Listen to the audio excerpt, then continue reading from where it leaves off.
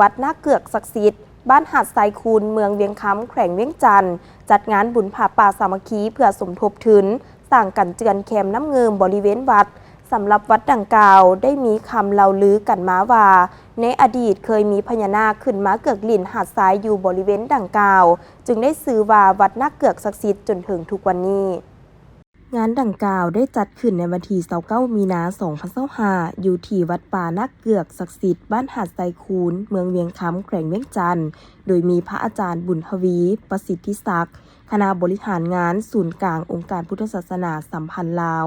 ทานคำพันธ์สิทธิดำพาเจ้าแขวงเวียงจันทร์มีครอบครัวการนำขันศูนย์กลางและขันแขวงการจัดตั้งและประชาชนบ้านหาดทรายคูนบรรดาเจ้าศรัทธาเข้าร่วมเป็นจำนวนหลงหลาย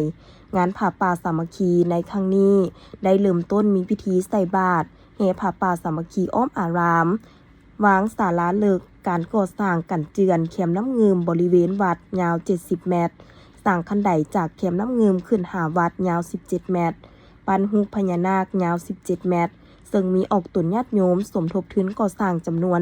819 ล้านกีบพระอาจารย์บุญทวีประสิทธิศักดิ์ได้กล่าวว่าวัดป่านาเกือกศักดิ์สิทธิ์แห่งนี้เป็นวัดที่มีคำเล่าลือถึงความศักดิ์สิทธิ์ว่า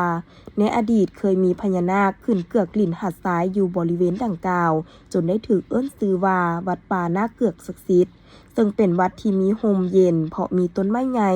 ตั้งอยู่แคมน้ำเงิมเบื้องตะวันออกและอยู่เขตใจกลางเทศบาลแขวงเวียงจันทร์การสร้างกันเจือนก็เพื่อรักษาธรณีสงฆ์ก็คือดินวัดบ่ให้มีการเสาะเจือน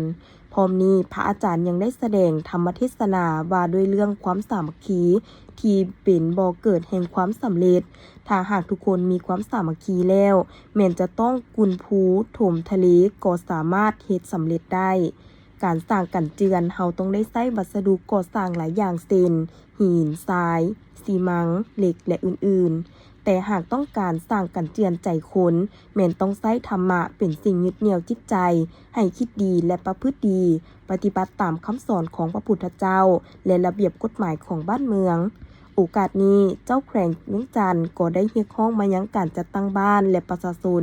จงพร้อมกันสามัคคีกันเพื่อค้ำสู่ศาสนาด้วยการเอาใจใส่พัฒนาวัดแห่งนี้ให้มีความรุ่งเรืองศิวิไลซ์พร้อมกันดึงดูดเอาไว้หนุ่มให้เข้าวัดเพื่ออาศัยหลักธรรมคำสอนของพระพุทธศาสนา